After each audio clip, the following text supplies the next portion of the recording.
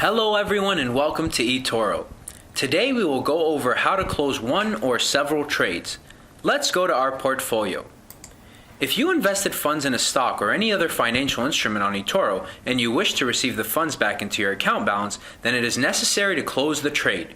For example, let's say we have several positions open for Bitcoin. If we click on an instrument in our portfolio, we will see a list of all of our open positions. From this screen, you are able to close one or all of your positions. Simply click the red X next to the position you wish to close. A pop-up will appear, prompting you to confirm your request. If you wish to close all of your open positions, click the blue cogwheel and select Close.